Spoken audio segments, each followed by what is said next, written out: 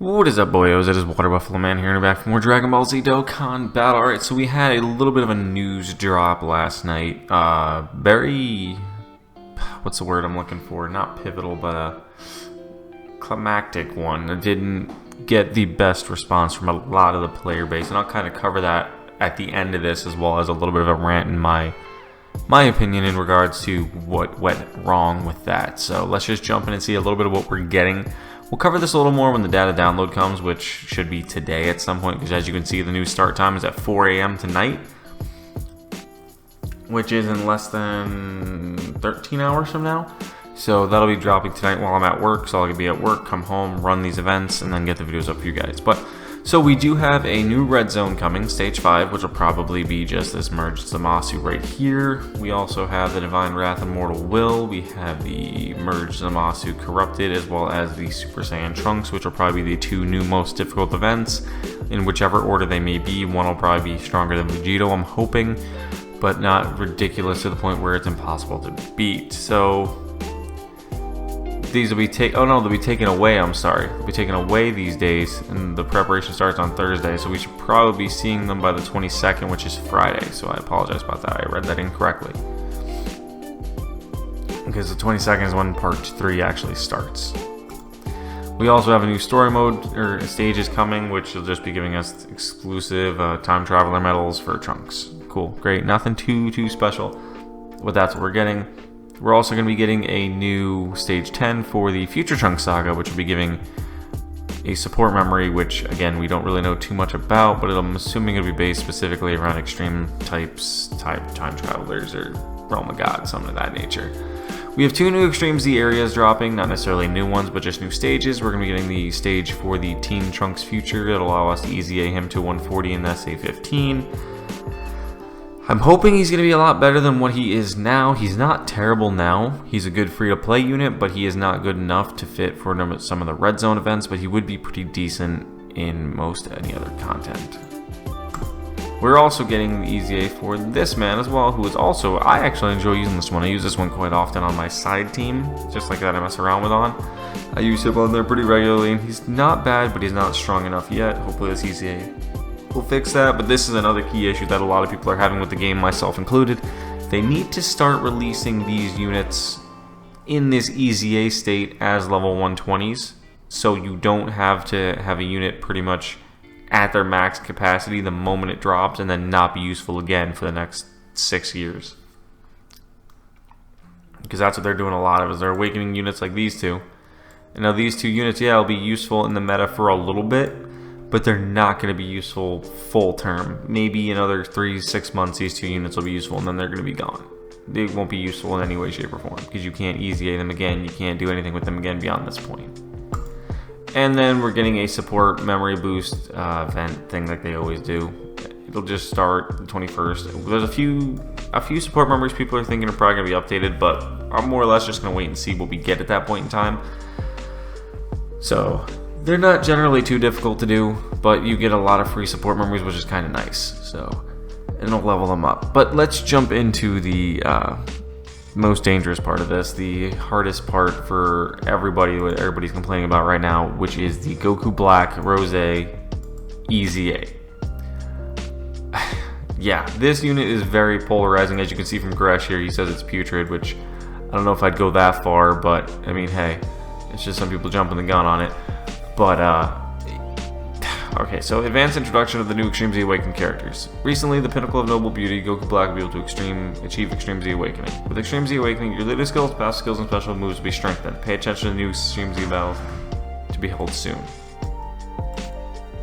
So, he's a Time Traveler's Key 3 170, or Extreme Int type Key 3 120. Greatly raises his defense on his super attack, which he always has, which is good that he kept that. I would rather them have greatly raised attack and just greatly raised defense and regular attack would have been perfect, but greatly raised defense isn't too terrible, I suppose. Key +2 and attack and defense at 80% at the start of turn. It doesn't say start of turn, but that's what that means. It's instantly, that's what he gets. Plus an additional attack of 40% up to 120 and defense of 30 up to 60 at the start of each turn. So after 4 turns, or actually no, I'm sorry, after 3 turns, both of those will be maxed out. Chance of performing a critical hit plus 10 with each attack received up to 40. So this man generally you'd want to build with dodge and additionals. So he does that additional super to greatly raise that defense faster. Launches 2 additional attacks, each of which has a high chance of becoming a super attack when there's a super class enemy. So for the Divine Wrath stage against Trunks, this would be perfect. Or if they do a blue zone, similar to a red zone, but just for super types, that would be perfect. When he transforms, greatly raises defense, causes immense damage, and lowers attack and defense still, which I mean, it's not a huge deal, but attack 250% and defense 150% and chance to perform critical hit plus 50%. That's his start of turn numbers. Plus an additional attack of 10% with each attack performed up to 50%. So he can have 350 or 300% attack, and 150% defense, and a 30% or 50% crit. 50% crit, I read 30 from down bottom. 50% crit at the end of 5 turns. And realistically, with each attack performed up to 50%, and you could do, let me finish the rest of his passive first and I'll explain my logic on this. He's a support unit, gives key 3 30% to attack to all allies, extreme class at least. Launches additional attack, has a high chance of becoming a super attack. High chance, if I remember, is 50. 50% chance of launching a super attack, and launches another additional attack that's a high chance of becoming a super attack when there's a super class enemy. So you have the original super attack he's going to launch, which is greatly raising defense. You have a high chance of launching a secondary one, which greatly raises defense. And then you have a third chance of launching one if there's a super class enemy, which also greatly raises defense. And you're gaining 10% on each attack performed, which also each one of those attacks he does has a crit chance of 50%, so half of those are most likely going to crit because of the logic of 50%. Plus, if you build his hidden potential properly, you can do a 4th additional super, which would be 4 stacks of 50% defense increases, plus also 10% attack being up to the first 50%. So you're going to be greatly raising your defense through the roof, as well as building up that offense by an additional 10% with each attack up to the additional 50. I don't see where many people don't like this unit. I understand he's not built for red zones. I get that. I can see that from his stats and from the way his passive is built. He is not built for red zones.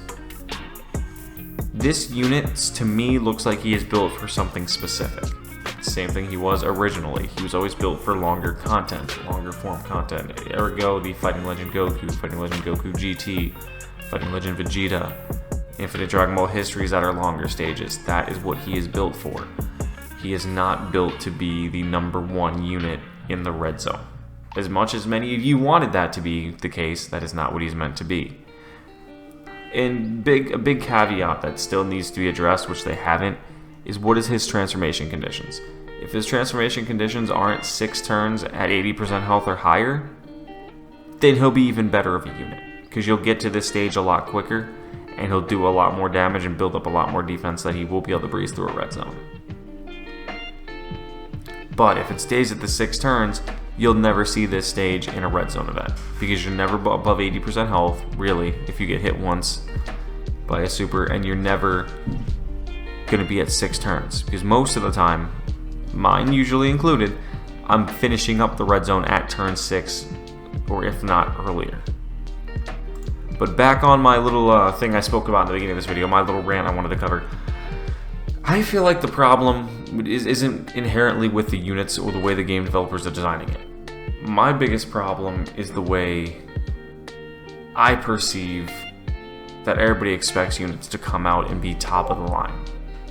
To me, it feels like everybody perceives a unit to come out and be instantly right there with the Trunks, or the Gohan, or the Vegito, or the Zamasu the moment they drop.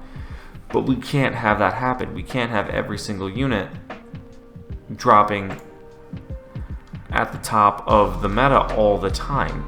And each and every unit individually isn't made for every single scenario. And that's the biggest problem I'm seeing.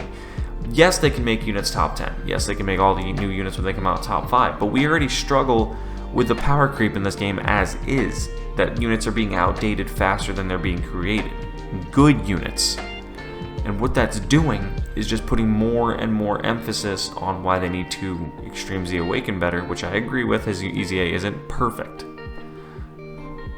But he is not designed to be the red zone killer. He is not designed to be a monster in the red zones. He is designed similar to the Tech Trunks for longer form content. Whoops, I just smacked my keyboard. He didn't get the 50% damage reduction like the AGL Zamasu EZA got. That man is designed for short and long form because he has the 50% damage reduction from the start. We already have the issue of the power scaling this game has. I'm only going to go over this a little bit more. The power scaling this game has, and the fact that units are already burning themselves out within the first 12 months. There are some units that were released not even 12 months ago that are absolutely worthless in the meta. And to me, that is just a sad sight already that we're losing units that just came out 12 months ago with new units. And those ones aren't, the new ones are good, don't get me wrong, they're great. But it's taking units away that we built up to this point as really good units, and now they're completely unviable in any of the new metas. It's just because the way they're capitalizing on the power scaling. They're just constantly building it better and better and better. And we saw the biggest power scaling change recently in the new Vegito and the Zamasu. Now it's gone from 2 categories to 3 categories with 2 bonus categories, plus all super types are now viable for these teams. Especially when you have units like Bulma, who could be on a double 150 and be easily the best defensive unit on that team. But let me know what you guys think in the comment section below about the unit, the power scaling, and just the way you feel like the direction of Dokkan Battle is going. I feel like it's going in a decent direction as long as they continue to maintain not drastically power scaling every single unit up to the moon and kicking off units that were just viable not even a year ago. My last thing is I've seen so many people already tell me the year 7s are worthless units to run in any type of event, and they came out just over a year ago. Same with the Bird Coup and same with the Cooler. I've seen people tell me those units are terrible. But thank you guys for watching, and I'll see you guys next time.